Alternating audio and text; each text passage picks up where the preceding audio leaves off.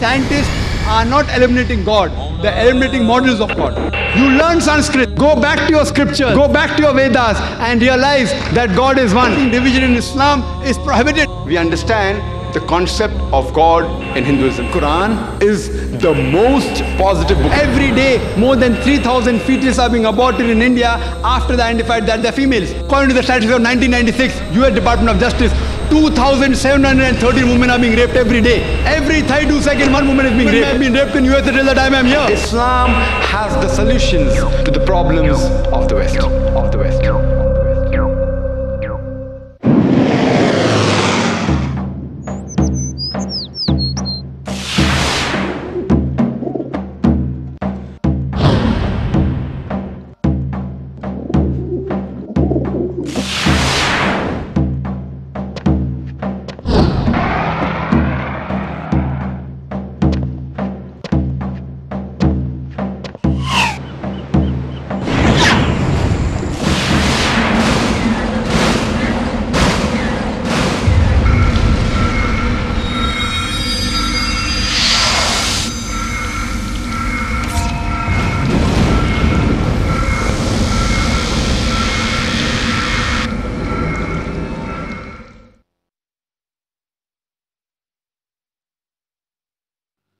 বিসমিল্লাহির রহমানির রহিম। আসসালাতু ওয়াসসালামু রাসূলিল্লাহ।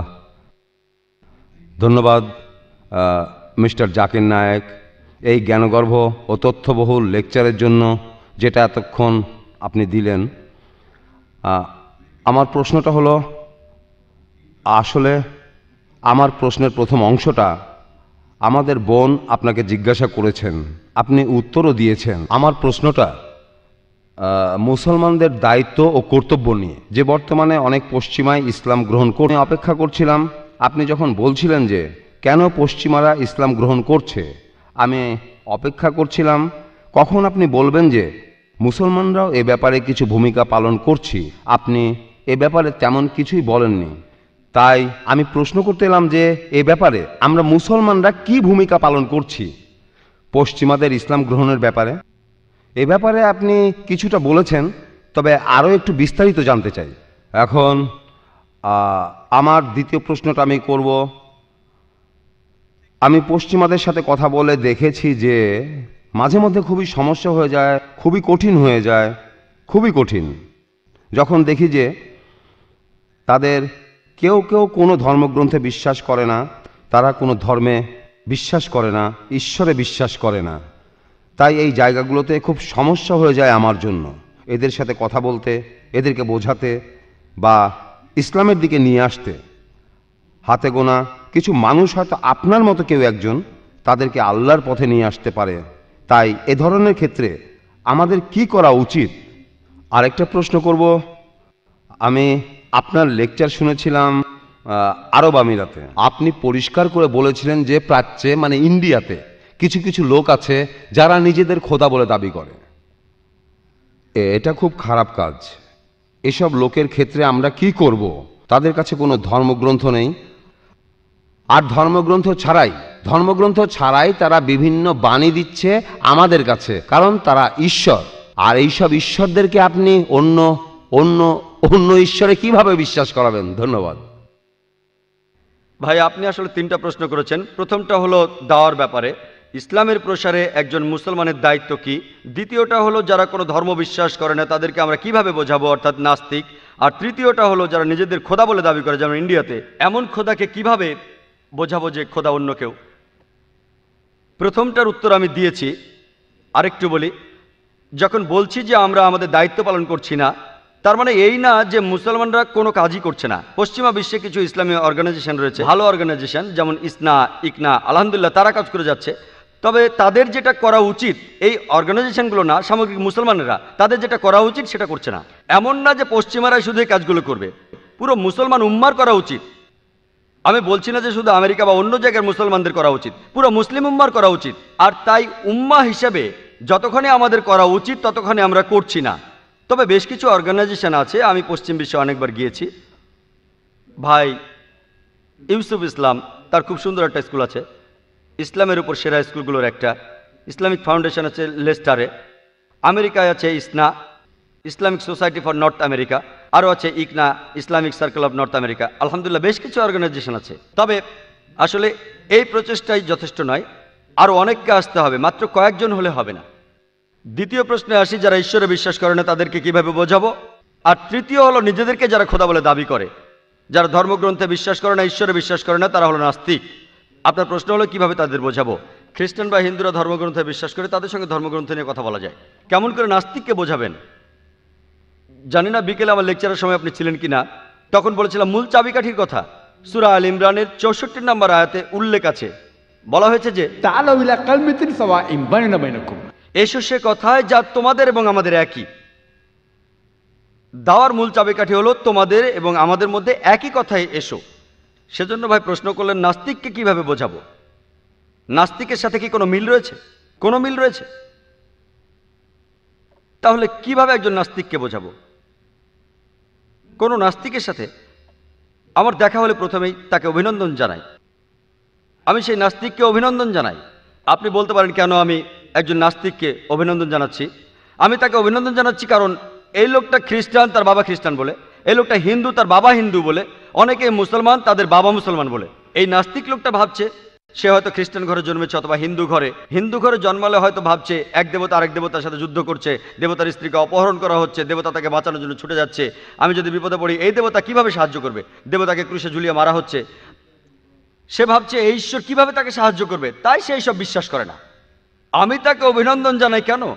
কারণ ইসলামিক শাহাদার প্রথম অংশটা সে বলে ফেলেছে, লা ইলাহা, কোনো ঈশ্বর নাই।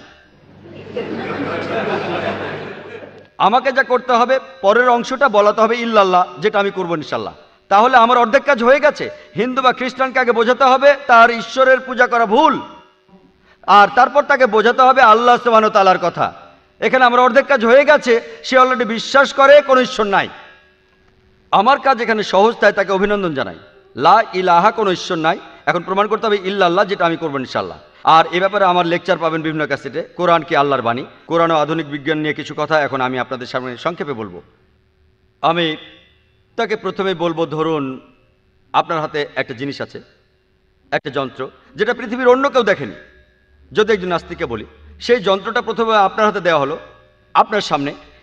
এই যন্ত্রটা, এই জিনিসটা পৃথিবীর অন্য কেউ দেখেনি, কেউ না। প্রথমেই এটা আপনার কাছে নিয়ে আসা হলো। কে আপনাকে বলতে পারবে সবার আগে এই যন্ত্রটা কিভাবে কাজ করে? ভেবে দেখেন তো, কে সবার আগে বলতে পারবে? কে বলতে পারবে যন্ত্রটা কিভাবে কাজ করে? আপনারা কেউ বলতে পারবেন? এর প্রস্তুতকারী। আর কেউ বলবেন সৃষ্টিকর্তা, যন্ত্রটা যে বানিয়েছে। নাস্তিক যে উত্তরই দিক, প্রস্তুতকারী, সৃষ্টিকর্তা, ম্যানুফ্যাকচারার, প্রডিউসার, মোটামুটি একই কথা। কথাটা মনে রাখবেন, যে যন্ত্রটা কেউ দেখেনি সেটা কিভাবে কাজ করে তা বলতে পারবে প্রস্তুতকারী, সৃষ্টিকর্তা বা ম্যানুফ্যাকচারার। এখন থেকে প্রশ্ন করেন বিশ্বজগৎ কোথা থেকে এসেছে? সে আপনাকে বলবে যে আধুনিক বিজ্ঞান, যে একদম প্রথমে ছিল একটা প্রাইমারি নেবুলা, তারপর সব আলাদা হতে লাগলো, তারপর হলো বিগ ব্যাং, যেটা থেকে তৈরি হলো গ্যালাক্সি, গ্রহ, আর এই বিশ্বজগৎ সৃষ্টি হলো। সে আপনাকে বলবে বিগ ব্যাংয়ের থিওরি, এভাবেই বিশ্বজগৎ সৃষ্টি হয়েছে। আপনি তাকে বলবেন কিন্তু এই কথা তো কোরআনেই বলা আছে। 1400 বছর আগে সূরা আল আম্বিয়ার 30 নম্বর আয়াতে উল্লেখ আছে যে আওয়ালাম ইয়ারাল্লাযিনা কাফারু, অবিশ্বাসীরা কি ভাবিয়ে দেখে না আন্না সামাওয়াতি ওয়াল আরদা কানাত রাতকান সাকনাহুমা, আকাশমণ্ডলীয় পৃথিবী মিশিয়া ছিল, আমি উভয়কে পৃথক করিয়ে দিলাম।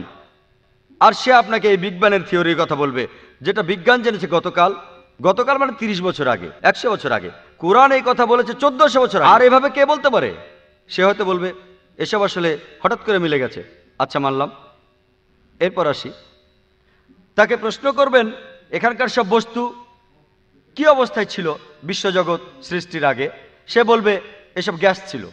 আপনি তাকে বলবেন পবিত্র কোরআনে সূরা ফাসিলাতের 11 নম্বর আয়াতে উল্লেখ আছে সেখানে ছিল ধূম্রপুঞ্জ বিশেষ। এবার জিজ্ঞেস করুন ঠিক না ভুল? সে তখনই বলবে গ্যাসকে আরো ভালোভাবে বলা যায় ধোঁয়া, যদি সে বিজ্ঞান ভালো জেনে থাকে। তাকে প্রশ্ন করেন পৃথিবীর আকার কেমন? সে বলবে বর্তুল আকার। আপনি বলবেন কবে এটা আবিষ্কার করা হয়েছে? সে যদি বিজ্ঞান জেনে থাকে তাহলে আপনাকে বলবে 1577 খ্রিস্টাব্দে ফ্রান্সিস ড্রেক নামে এক নাবিক সমুদ্রপথে প্রথম পৃথিবী ঘুরে আসেন। আপনি তাকে বলবেন পবিত্র কোরআনের সূরা নাজিয়াতে 30 নম্বর আয়াতে উল্লেখ আছে যে ওয়াল আরদা বাদা যালিকা দাহাহা, আর এরপর তিনি পৃথিবীকে বানালেন ডিম্বাকৃতি। ডিম বলতে বোঝানো হয়েছে উট পাখির ডিমকে, যেটা ঠিক বলের মতো গোল না। আপনি তাকে বলবেন কোরআন বলছে পৃথিবী বলের মতো গোল না। এটা উপর দিকে চাপানো আর দুই পাশে বাড়ানো। সে বলবে হ্যাঁ ঠিক ঠিক, পৃথিবী হলো বর্তুলাকার। এখন আপনি কি বলবেন? কোরআন বলছে পৃথিবী বর্তুলাকার 1400 বছর আগে। কে এভাবে কথা বলতে পারে? মহানবী নিজেই লিখেছেন, উনি খুব বুদ্ধিমান ছিলেন, সে হয়তো এই কথাই বলবে। ঠিক আছে, এরপর আসি। চাঁদের যে আলো সেটা কি নিজের আলো নাকি ধার করা আলো? সে হয়তো বলবে ধার করা আলো। পবিত্র কোরআনের সূরা ফুরকানের 61 নম্বর আয়াতে বলা হয়েছে, আমি স্কুলে পড়েছিলাম সূর্য স্থির হয়ে থাকে, সে চারপাশে ঘোরে না। পবিত্র কোরআনের সূরা আল আম্বিয়া 33 নম্বর আয়াতে বলা হয়েছে, হুয়াল্লাযী খালাকাল লাইলা ওয়ান নাহারা, আল্লাহ সৃষ্টি করেছেন দিবস এবং রাত্রি, ওয়াশ শামসা ওয়াল কামার, চন্দ্র এবং সূর্য, কুল্লুন ফি ফালাকি ইয়াসবাহুন, প্রত্যেকে নিজ নিজ কক্ষপথে বিচরণ করে। কোরআন বলছে সূর্য তার কক্ষপথে বিচরণ করে। স্কুলে এটা শিখিনি যে সূর্য বিচরণ করে, সূর্য স্থির থাকে। সে বলবে বিজ্ঞান কিছুদিন আগে এটা আবিষ্কার করেছে যে সূর্য চারপাশে ঘোরে আর 25 দিনে সূর্য একটা প্রদক্ষিণ পুরো করে। কোরআন কিভাবে কথা বলতে পারলো? তাকে জিজ্ঞেস করেন, সে কিছুই বলতে পারবে না। আর এভাবে কোরআন বলছে বায়োলজির কথা, জীবজগতের সৃষ্টি হয়েছে পানি থেকে। কে কথা বলতে পারে? কোরআন পানি চক্রের কথা বলেছে, কিভাবে পানি উপরে ওঠে, তারপর মেঘ হয়, মেঘ থেকে বৃষ্টি হয়, সেই পানি নিচে পড়ে, এটাই হলো পানি চক্র। কোরআন বলছে লোনা পানি আর মিষ্টি পানির কথা। তিনি দুই দরিয়াকে প্রবাহিত করেছেন, মিষ্ট আর লোনা উভয়ের মধ্যে রাখিয়ে দিয়েছেন অনতিক্রম্য ব্যবধান। কোরআনের সূরা ফুরকানের 53 নম্বর আয়াত এবং সূরা রহমানের 1920 নম্বর আয়াতে আছে।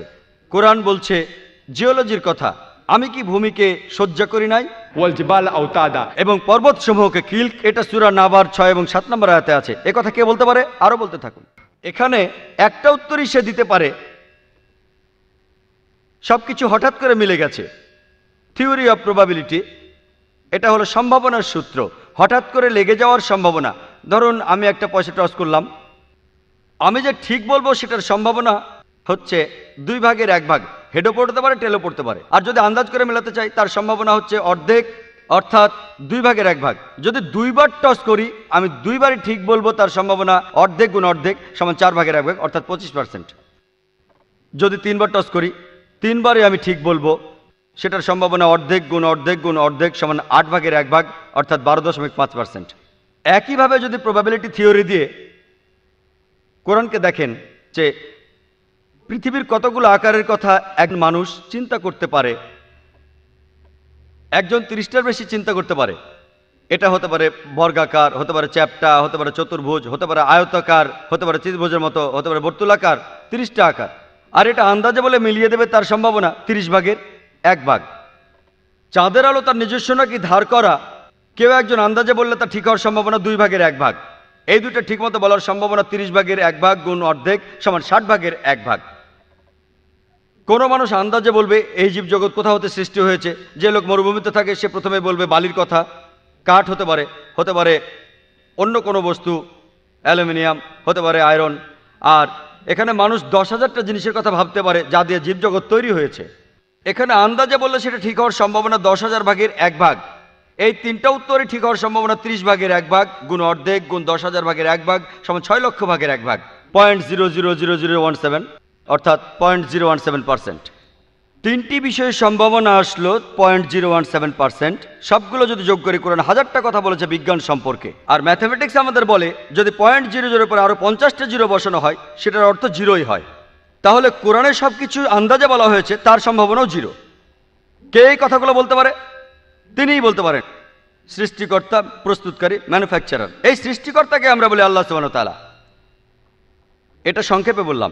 বিস্তারিত জানতে চাইলে আমার ভিডিও ক্যাসেট দেখুন। কোরআনকে আল্লাহর বাণী, অনেকভাবে প্রমাণ করা যায় যে কোরআন আল্লাহর বাণী। তৃতীয় প্রশ্নটা হলো যে একজন মানুষ খোদাকে কিভাবে বোঝাবো যে সে ভুল পথে চলছে ইত্যাদি। আমি আমার লেকচারে একটা লিটমাস টেস্টের কথা বলেছিলাম। সূরা ইখলাসের 1 থেকে 4 নম্বর আয়াতে উল্লেখ আছে যে আপনি তাকে বলবেন যদি সে খোদা হয়ে থাকে, সে কি এই পরীক্ষা পাশ করবে? মনে করেন কেউ আপনাকে বলল এটা একটা সোনার অলংকার, এটা তোমার কাছে বিক্রি করব, 24 ক্যারেট সোনা। কি করবেন? কিনে ফেলবেন? আপনি তখন পরীক্ষা করে দেখবেন কথাটা সত্যি কিনা। আপনি সেটা কোষ্ঠী পাথরে পরখ করবেন। আপনি স্বর্ণকারের কাছে গিয়ে বলবেন একটা লোক আমার কাছে এটা বিক্রি করতে এসেছে আর সে বলছে এটা 24 ক্যারেট সোনা। আপনি স্বর্ণকারের কাছে যাবেন, সে অলংকারটা নিয়ে দেখবে, তারপর সেটা কোষ্ঠী পাথরে ঘষবে, তারপর সে রং মেলাবে। 24 ক্যারেটের সাথে মিললে 24 ক্যারেট, 22 ক্যারেটের সাথে মিললে 22 ক্যারেট, 18 ক্যারেটের সাথে মিললে 18 ক্যারেট। এটা সোনা নাও হতে পারে, কারণ চকচক করলে সব কিছু সোনা হয় না। তাহলে রজনীশের যে উদাহরণটা দিলাম, রজনীশকে ধরুন, উদাহরণস্বরূপ রজনীশ, সে নিজেকে খোদা বলে, তাকে সূরা ইখলাসের পরীক্ষায় ফেলুন। কুল হুয়াল্লাহু আহাদ আল্লাহুস সামাদ লাম ইয়ালিদ ওয়া লাম ইউলাদ ওয়া লাম ইয়াকুল লাহু কুফুয়ান আহাদ। তাকে পরীক্ষায় নিয়ে আসুন। তিনি আল্লাহ, এক এবং অদ্বিতীয়। রজনীশ কি এক এবং অদ্বিতীয়? যে নিজেকে খোদা বলে দাবি করে, যীশু খ্রিস্ট, রাম, লক্ষ্মণ, সবাইকে পরীক্ষা করতে পারেন। এখানে হিকমা দিয়ে তাদের বোঝানো যায়, আমি কারো ঈশ্বরকে ছোট করতে চাই না। যেমন পবিত্র কোরআনে সূরা আনামের 108 নম্বর আয়াতে আছে, আল্লাহ ছাড়া যাদের তারা ডাকে তাদের গালি দিও না, কেননা তারাও অজ্ঞানবশত গালি দিবে আল্লাহ সুবহানাহু ওয়া তাআলাকে। তাহলে এই লোকগুলো যারা নিজেদের খোদা বলে দাবি করে, তাদের পরীক্ষা করবেন সূরা ইখলাসের কষ্টি পাথরে, আর প্রমাণ করতে পারবেন তারা খোদা নয়। যদি খোদা না হয় তাহলে তো কোনো ধর্মগ্রন্থের কথাই আসছে না। আশা করি উত্তরটা পেয়েছেন। আসসালামু আলাইকুম ওয়া রাহমাতুল্লাহ। আমি একটা ব্যাপারে একটু পরিষ্কার করতে চাই। আপনি একটা হাদিস বলেছেন যে বিয়ে করলে অর্ধেক দিন পূরণ করে। আমি যেটা জানতে চাই যে বিয়ে করলেই কি অর্ধেক দিন পূরণ হবে, নাকি বিয়ের পুরো প্রক্রিয়াটাই কিভাবে করছেন, স্বামী বা স্ত্রীর সাথে কিভাবে ব্যবহার করছেন, মানে পুরো প্রক্রিয়াটাই, যেদিন বিয়ে করলেন তারপর থেকে যতদিন বাঁচলেন, নাকি শুধু বিয়ে করলেই অর্ধেক দিন পূরণ হবে? বোন, আপনি খুব সুন্দর প্রশ্ন করেছেন। একটা হাদিসের কথা বললেন যে বিয়ে করলে অর্ধেক দিন পূরণ হয়। এখানে কি বিয়ে করলে অর্ধেক দিন পূরণ হবে নাকি পুরো প্রক্রিয়াটাই ধরতে হবে? বোন, আমি আগেও বলেছি, মহানবী যখন বলছেন বিয়ে করলে অর্ধেক দিন পূরণ হয়, তিনি বুঝিয়েছেন যে বিয়ে আপনাকে অবাধ যৌনাচার আর ব্যভিচার থেকে রক্ষা করে। বিয়ে একটা ধারাবাহিক প্রক্রিয়া, এর উপর অনেক হাদিস আছে। আমাদের প্রিয় নবী বলেছেন, যখন বিয়ে করবে তুমি সাধারণত 4টা বিষয় দেখবে: সম্পদ, সৌন্দর্য, আভিজাত্য আর সদ্গুণ। লোকে বিয়ে করার সময় দেখে মেয়েটা বা ছেলেটা সুন্দর কিনা, তার কি পরিমাণ সম্পদ আছে, কোন পরিবার, শেখ বংশ নাকি সৈয়দ বংশ, অভিজাত বংশ, আর সবশেষে হলো সদ্গুণ। মহানবী বলেছেন এই 4টার মধ্যে সবচেয়ে গুরুত্বপূর্ণ হলো সদ্গুণ। তাই আপনি যখন বিয়ে করতে যাবেন সব কিছু দেখতে হবে। আপনি একজন গুণী স্ত্রী বা গুণী স্বামী খুঁজবেন, কিভাবে বিয়ে করবেন। আমাদের প্রিয় নবী বলেছেন সবচেয়ে শ্রেষ্ঠ বিয়ে হলো যেখানে কম খরচ করা হয়। পৃথিবীর বিভিন্ন দেশে মুসলিম উম্মার মধ্যে বিয়ে হয়, তারা সেখানে হাজার হাজার ডলার খরচ করে যাচ্ছে। এখানে যেমন রিঙ্গিত, তারা অনেক বেশি খরচ করে। পবিত্র কোরআনে সূরা ইসরার 25 এবং 26 নম্বর আয়াতে আছে, যারা অপব্যয় করে তারা শয়তানের ভাই। তাই জীবনসঙ্গী বেছে নেওয়া, কিভাবে বিয়ে করতে হবে সাধারণভাবে, সুন্নাহ মেনে, এইসবই। তারপর কিভাবে সন্তানদের বড় করবেন, বিয়ের পর স্ত্রীর প্রতি বিশ্বস্ত হবেন, এমন না যে বিয়ের পর আপনি ব্যভিচারে লিপ্ত হবেন, এইভাবে অর্ধেক দিন পূরণ হবে না। মহানবী বলেছেন তোমাদের মধ্যে সেই ব্যক্তি সর্বোত্তম যে তার স্ত্রীর কাছে ভালো। কিভাবে স্ত্রীর সাথে ব্যবহার করবেন, পবিত্র কোরআনে সূরা আল নিসার 19 নম্বর আয়াতে আছে, তাহার সহিত সৎভাবে জীবনযাপন করিবে যদিও তাকে অপছন্দ করো। যদিও তাকে অপছন্দ করেন, কোরআন বলছে তার সাথে সততার সাথে জীবনযাপন করতে। পুরুষরা যৌতুক নেয় প্রাচ্যের দেশ যেমন ইন্ডিয়াতে স্ত্রীদের কাছ থেকে। ইসলামে আপনি দেবেন দেনমোহর। বিয়ে করলে আপনাকে একজন ভালো স্বামী হতে হবে, বিয়ের পর সন্তান সন্ততি হলে হতে হবে একজন ভালো মা বা ভালো বাবা। এই যাবতীয় ব্যাপারগুলি যাদের সাথে বিয়ের সম্পর্ক আছে, যদি আপনি এই সব কিছু পূরণ করেন তাহলে আপনার দিনের অর্ধেক পূরণ হবে। ভালো মা হওয়া, ভালো বাবা হওয়া, ভালো স্বামী হওয়া, ভালো স্ত্রী হওয়া, অপব্যয়ী না হওয়া, এই সব কিছু, ব্যভিচার থেকে দূরে থাকা, সমকামিতা থেকে, অবাধ যৌনাচার থেকে, এই সব কিছু পূরণ করতে পারলে আপনার অর্ধেক দিন পূরণ হবে। সেই জন্য আমাদের প্রিয় নবী বলেছেন বিয়ে করলে অর্ধেক দিন পূরণ হয়। অর্থাৎ বিয়ে করে যদি ইসলামের সব নিয়মগুলো মেনে চলেন, ইনশাআল্লাহ আপনার অর্ধেক দিন পূরণ হবে। আশা করি উত্তরটা পেয়েছেন। হ্যালো, আসসালামু আলাইকুম ওয়া রাহমাতুল্লাহি ওয়া বারাকাতুহু। ওয়ালাইকুম আসসালাম ওয়া রাহমাতুল্লাহ। ডাক্তার জাকির, আমি আসলে ব্যাপারটা একটু পরিষ্কার করতে চাই। আপনি বলেছেন যে পশ্চিমা নেতারা ইসলামকে ভয় পায়, আর দেখবেন এমনকি জাহিলিয়ার সময়ও জাহিলিয়ার বিভিন্ন নেতারা ইসলামকে ভয় পেত না, এই জন্যই তারা ইসলামের বিরুদ্ধে যুদ্ধ করেছে। তারা আসলে ভয় পেয়েছিল যে যদি তারা ইসলাম গ্রহণ করে তাহলে তাদেরকে বদলাতে হবে। পৃথিবীর বেশিরভাগ নেতাই পরিবর্তন মেনে নিতে পারে না। তাই সম্ভবত হতে পারে যে পশ্চিমা নেতারা অথবা পৃথিবীর যে কোনো জায়গার নেতারা তারা ইসলাম গ্রহণ করতে ভয় পায়, কারণ তারা পরিবর্তনটা মানতে পারে না। আর আমার মতে সবচেয়ে বড় পরিবর্তনটা হলো তাদের নিচে নামতে হবে। আর এই সব নেতাদের একেবারেই সাধারণ মুসলমান হয়ে চলাফেরা করতে হবে, হোক সেটা আমেরিকায় বা পৃথিবীর অন্য কোথাও। ভাই, আপনি প্রশ্ন করেছেন কেন পশ্চিমা নেতারা ইসলামকে ভয় পায়, আর বললেন জাহেলিয়ার নেতারা ইসলামকে ভয় পেত না।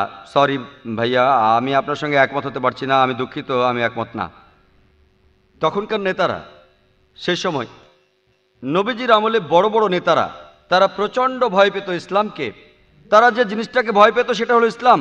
আর এই জন্যই তারা নবীজিকে বলেছিল, আমরা তোমাকে রাজা বানাবো, আরবের রাজা, যদি তুমি এক ঈশ্বরের পূজা বাদ দাও, তোমাকে পৃথিবীর সবচেয়ে ধনী লোক বানিয়ে দেব। মহানবী উত্তরে বলেছিলেন, যদি আমার ডান হাতে এনে দাও সূর্য, বাম হাতে চাঁদ, আমি ইসলামের এই সত্যকে ছাড়বো না। সেই নেতারা ভয় পেয়েছিল। কেন পেয়েছিল জানেন? তাদের সেই 330 দেবদেবী, এসব কিছুর বদলে তারা পাবে একজন ঈশ্বরকে। তখন মক্কায় কে আসবে? কে তখন মক্কায় এসে কেনাকাটা করবে? তাদের মূর্তির নামে যা বানায় সেগুলো কে কিনবে? নেতারা আসলেই খুব ভয় পেয়েছিল।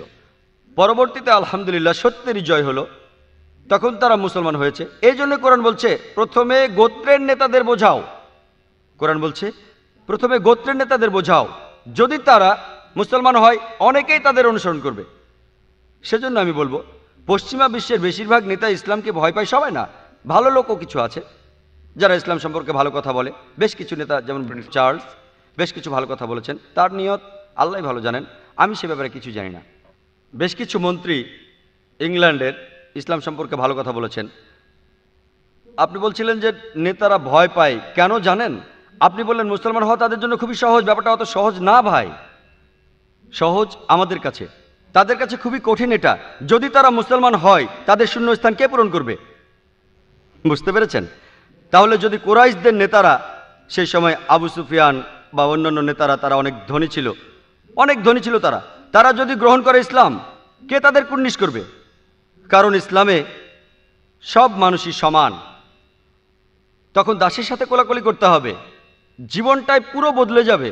তারা ভয় পেয়েছিল যে সব কিছু বদলে যাবে, তাহলে তারা ইসলাম গ্রহণ করলে সবাই এক বিশ্বাসে সামিল হলো। আলহামদুলিল্লাহ। নেতারা ভয় পেয়েছিল যে তাদের নিচে নেমে আসতে হবে, তারা যেখানে ছিল, যে প্রাচুর্যের মধ্যে। নেতারা ভয় পেয়েছিল যে তাদের সব কিছু ছাড়তে হবে শুধু ইসলামের বিনিময়ে। তবে আল্লাহ তাদের হেদায়েত করেছিলেন। তারা আল্লাহর কাছে আখিরাতের প্রাসাদ চেয়েছিল পৃথিবীর প্রাসাদের বদলে। আর এ ব্যাপারে সবচেয়ে ভালো উদাহরণটা আবারও একজন মহিলাকে দিয়ে। তিনি হলেন বিবি আসিয়া, ফেরাউনের স্ত্রী। পবিত্র কোরআনে সূরা তাহরিমের 11 নম্বর আয়াতে উল্লেখ আছে যে তিনি প্রার্থনা করলেন আল্লাহ সুবহানাহু ওয়া তাআলার কাছে যে তোমার সন্নিধানে আমার জন্য একটি গৃহ নির্মাণ করো জান্নাতে, এই পৃথিবীর সব কিছুর বিনিময়ে। তিনি তখন ছিলেন পৃথিবীর সবচেয়ে শক্তিশালী মানুষের, সমগ্র পৃথিবীর সবচেয়ে শক্তিশালী মানুষের স্ত্রী। তারপরও তিনি আল্লাহর কাছে প্রার্থনা করেছেন, আমি এই পৃথিবীর সব কিছুর বিনিময়ে চাইছি আখিরাতে একটি ঘর জান্নাতে। তাই আলহামদুলিল্লাহ, যখন আল্লাহ হেদায়েত করেন, সে যত বড় নেতাই হোক না কেন, সে ইসলাম গ্রহণ করে আখিরাতের জন্য। আশা করি উত্তরটা পেয়েছেন। পুরুষ আর মহিলার অধিকার সমান কিনা সেটা নিয়ে প্রশ্ন করছি। আমরা কোরআন পড়ে জেনেছি যে পুরুষ আর মহিলার অধিকার সমান আল্লাহ সুবহানাহু ওয়া তাআলার কাছে।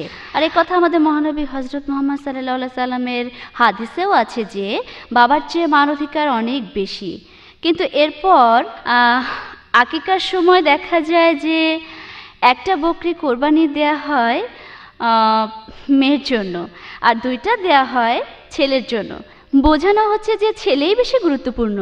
প্রশ্নটা হলো এই যে আকিকার সময় কেন ছেলের জন্য 2টো বকরি আর মেয়ের জন্য একটা বকরি কোরবানি দেয়া হয়? বোন, অনেক সহিহ হাদিসে আছে যে ছেলের জন্য একটা বকরিও দেয়া যায়। এটা বাধ্যতামূলক না, সহিহ হাদিসে আছে একটা বকরি মেয়ের জন্য আর ছেলের জন্য 2টো বকরি। তবে একটা বকরিও দেওয়া যায় ছেলের জন্য। ব্যাপারটা এমন না যে ছেলের জন্য 2টা বকরিও দেওয়া উচিত। তবে এটার কারণ হিসেবে বলতে পারি যে ইসলামে পুরুষ মানুষই রোজগার করে, ইসলামে রোজগার করে পুরুষ। মেয়েদের বিয়ে হওয়ার আগে দায়িত্ব থাকে বাবার অথবা ভাইয়ের, আর তাদের বিয়ে হওয়ার পরে দায়িত্ব থাকে স্বামীর আর সন্তানের, তাদের অন্ন বস্ত্র বাসস্থান সবকিছু সংস্থান করার। তাই এখানে আলহামদুলিল্লাহ সে যাবতীয় অর্থনৈতিক দায় থেকে মুক্ত, তাকে সবাই রক্ষা করছে আলহামদুলিল্লাহ। এটা বললাম আমার যুক্তি দিয়ে, বলছি না যে এটাই আসল কারণ। আল্লাহ মালুম, আল্লাহ সেটা ভালো জানেন। ছেলের জন্য 2টো বকরি, তবে এটাই একমাত্র কারণ না। হতে পারে তার আর্থিক অবস্থা বেশ ভালো, তাই একজন মানুষ ছেলে হলে বেশি টাকা খরচ করতে চায়, এটা হতে পারে একটা কারণ, আল্লাহ ভালো জানেন। তবে বাধ্যতামূলকভাবে 2টো বকরি ছেলের জন্য এটা কোনো সহিহ হাদিসে নেই। সহিহ হাদিস বলছে হয় একটা নয় 2টো, আর মেয়ে হলে একটা, কোনো সমস্যা নেই। ইচ্ছে করলে আপনি বেশিও দিতে পারেন। আল্লাহ সুবহানাহু ওয়া তাআলা এবং আমাদের প্রিয় নবী সে সুযোগ রেখেছেন। আশা করি উত্তর পেয়েছেন।